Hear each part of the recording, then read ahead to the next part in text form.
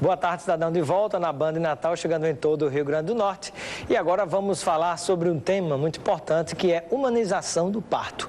Conosco, as nossas duas convidadas aqui, que já estão, a Liana Carlan, advogada e secretária da Associação Movimento pela Humanização do Parto. Bem-vinda ao Boa Tarde, cidadão. Muito obrigada, Robson. Obrigada a todos que estão nos assistindo. Também seja bem-vinda a doutora Maria do Carmo, né? Que é professora da UFRN e médica obstetra também. Obrigada, Robson. É um prazer estar aqui mais uma vez contribuindo para a melhoria da assistência ao parto no estado do Rio Grande do Norte. Muito bem, um prazer tê-las conosco. E eu peço que, inicialmente, cada uma possa compartilhar com o nosso telespectador o que é que entende por humanização do parto. Iniciando com a doutora Maria do Carmo. Que a humanização de parto não é um tipo de parto, é um processo, né? E que tem conhecimentos, que tem que ter conhecimentos práticos, conhecimentos técnicos, que promovam um nascimento e um parto e um nascimento saudáveis. E a prevenção da morte e mortalidade materna e neonatal, que eu acho que hoje é a principal motivo, né, de cada vez mais melhorar a questão da assistência ao parto, é a redução da mortalidade materna e neonatal, que ainda é muito elevada no nosso estado. O que seria considerado, do ponto de vista médico, um parto, um bom parto? Um bom parto é aquele parto que a mulher ela tem a autonomia, tem direito à privacidade, tem direito à garantia, principalmente a garantia da assistência ao parto, que infelizmente aqui no nosso estado as mulheres grávidas em trabalho de parto ainda peregrinam em busca de atendimento e muitas vezes elas são jogadas, que eu digo que são assim, de uma maternidade para outra e nenhuma quer assumir o momento, né, sublime da mulher, que é o nascimento do seu filho. Pergunto agora a Liana Carlan, né, advogada e secretária do Movimento pela Humanização do Parto. E na sua visão, o que é um parto humanizado? Robson, a humanização do parto, assim, dentro da perspectiva da medicina baseada em evidências científicas, é um parto realizado obedecendo a um tripé fundamental, certo? Esse tripé, ele começa pelo protagonismo e autonomia da gestante, que está parindo, né, parturiente. O segundo pilar fundamental é que qualquer intervenção que venha a ser feita nessa mulher que está parindo seja baseada em evidências científicas.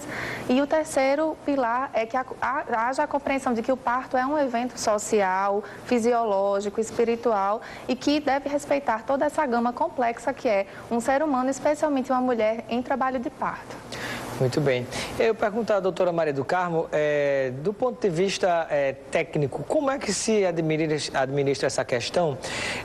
Técnico do ponto de vista médico, como é que se administra essa questão onde, de repente, a mulher quer que o parto, na hora que ela está perto realmente de parir, que ele seja um parto normal e o médico avalia que tem que ser um parto cesáreo? A quem cabe, de fato, essa decisão?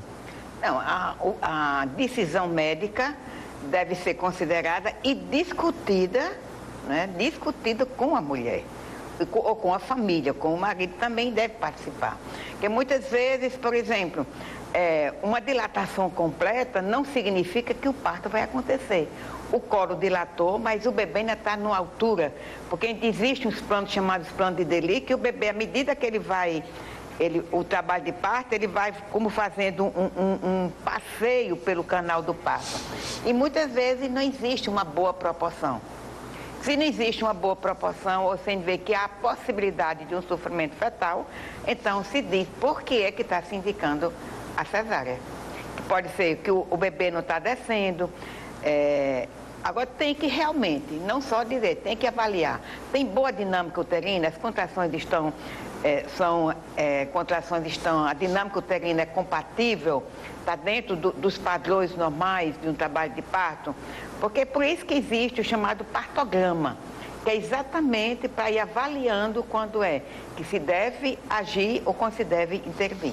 Mas a decisão final cabe ao médico? Cabe ao obstetra, mas também ele tem que definir com o casal por que está indicando a cesárea. Liana, a sua opinião em relação a essa questão? A cirurgia cesariana, ela deve ser, primeiramente, a última medida, né, o último recurso do nascimento. O parto, ele ocorre pelo canal vaginal, pelo procedimento natural. A cirurgia cesariana, ela salva vidas. Ela é um método de nascimento que salva vidas de mães e bebês, fundamental. Um desenvolvimento na ciência excepcional.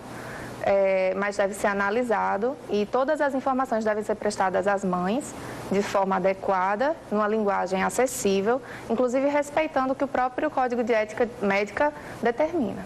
E na sua avaliação, a decisão final, mesmo que a mulher queira, por exemplo, fazer o parto normal, se o médico diz que pela avaliação dele tem que ser cesárea?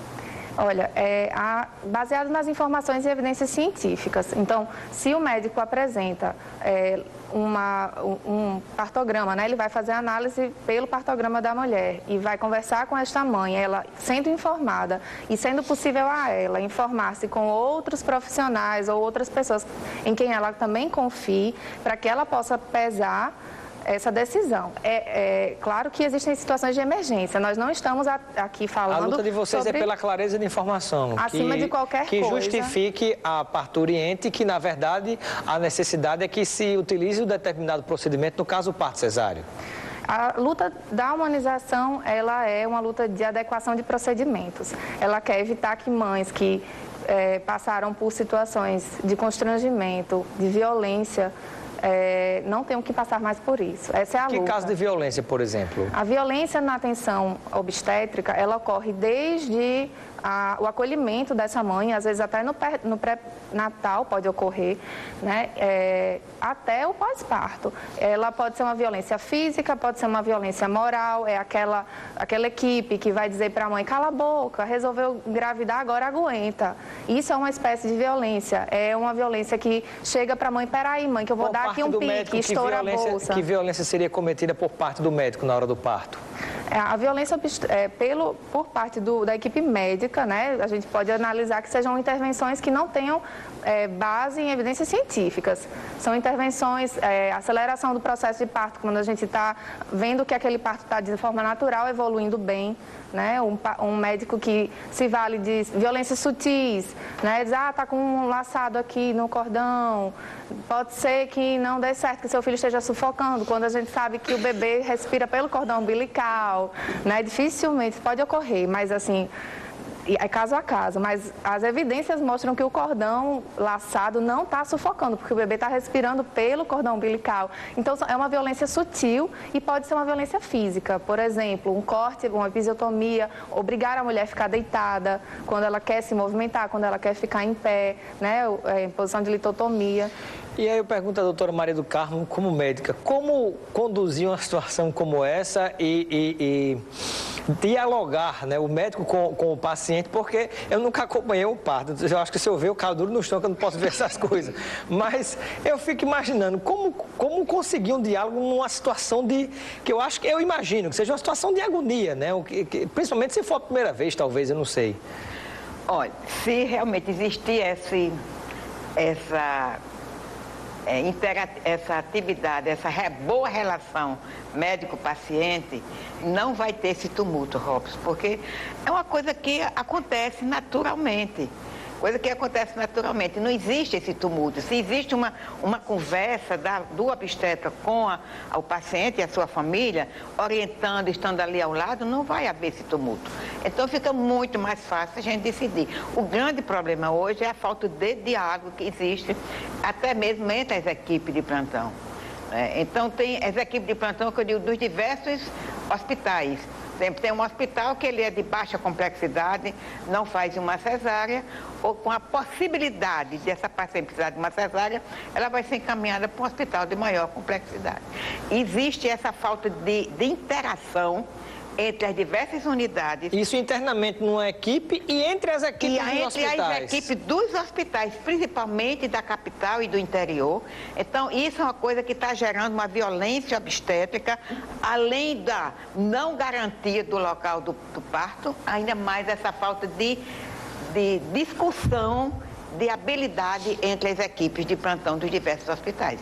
Muito bem. Temos participação dos telespectadores. Mandar um abraço para o pessoal que está no Instagram nos acompanhando e já tem perguntas chegando também.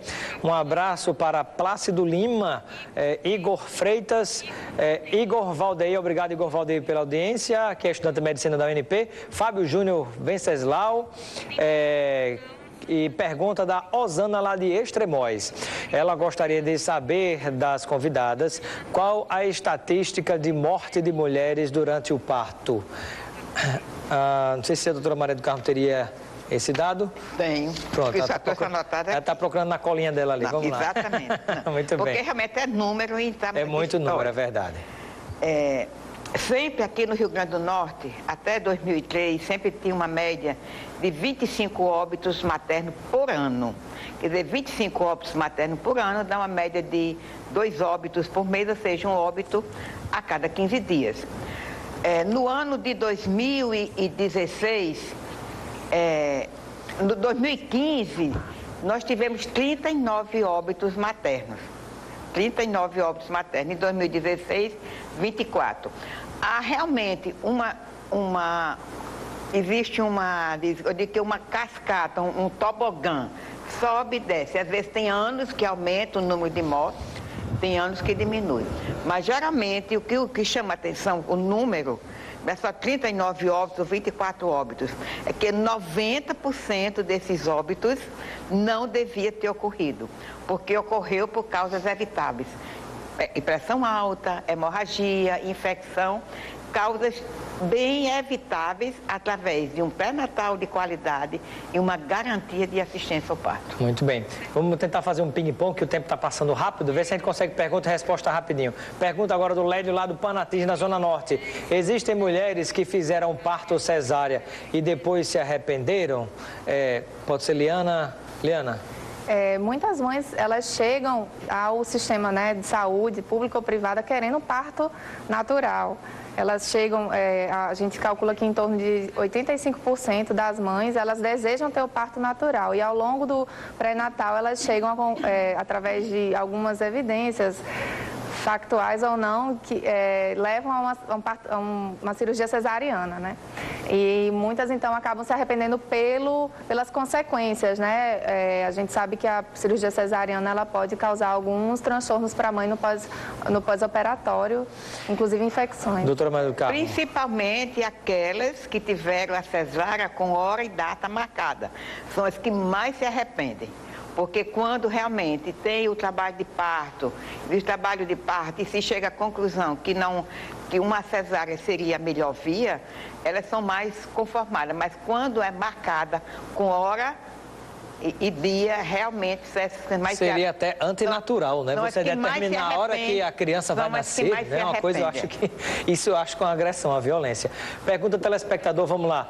Pergunta da Camila, ela diz que em muitas cidades brasileiras temos médicos obstetras que são declaradamente a favor do parto humanizado. Por que ainda existe esse medo em Natal? Liana, rapidamente. Eu acredito que o maior medo não seja um medo, talvez um desconhecimento, né? Muitos profissionais, eles têm dificuldade em se atualizar nas práticas e talvez pela falta de informação, não por uma questão de medo. Muito bem. Mandando um abraço ao pessoal que está nos acompanhando também. Jarlene de Extremóis, obrigado pela audiência. Deise, lá pelo Instagram nos acompanhando. Robson Cidadão, Antônio Marcos, obrigado pela audiência. Eu pergunto à doutora Maria do Carmo, existe uma banalização do parto cesárea, quando poderia ser normal, mas muitos médicos acabam fazendo a cirurgia cesárea? Existe a banalização por vários motivos. Por exemplo, no interior do estado, assim, por exemplo, a 6ª regional, que a regional só fica lá na Tumba do Elefante, lá nessa regional somente os partos acontecem, parto por via vaginal, 17% de partos são por via vaginal. 83%, então, dos partos são por via cesariana, com hora e data marcada. Então, assim, a gente fica preocupado porque não sabe, às vezes não tem a mortalidade, mas não é a questão só da mortalidade, é a morbidade materna. A morbidade são as mulheres que às vezes ficam com aderências, ficam com dores pélvicas e fica sempre aquele a questão psicológica. Será que eu não podia ter tido um parto normal? E sem pensar nas crianças que nascem com prematuridade iatrogênica. Por isso que hoje no estado se discute muito atrás de UTI neonatal, que é uma coisa que me deixa irritada quando se fala em UTI. Porque UTI é exatamente a falta de assistência de qualidade. Muito bem. Bom, nosso tempo chegou ao fim. Quero agradecer a participação de cada um aqui no nosso programa. Liana, seja sempre bem-vinda. Boa tarde, cidadão. Obrigada, Robson. Obrigada a todos os telespectadores e que participaram pelo Instagram e demais mídias sociais. Muito obrigado também, doutora Maria do Carmo. Bem-vinda ao nosso Boa Tarde, cidadão. Boa tarde, Robson. Eu espero que as mulheres do estado do Rio Grande do Norte também se conscientizem que o parto por via vaginal é o melhor. Então, 90% dos partos podem ocorrer por via vaginal, minha gente. Só fica 10% para as cesáreas, tá certo? Pois é, tá dado o recado de quem entende. Ficamos por aqui com Boa Tarde, cidadão, mas você continua ligado na Band Natal. Vem aí os donos da bola e acesse www.robsoncidadão.com.br e assista novamente essa entrevista e a outras que realizamos aqui e também nos outros veículos de comunicação. Grande abraço e até amanhã. Boa Tarde, cidadão. Oferecimento Supermercado Nordestão.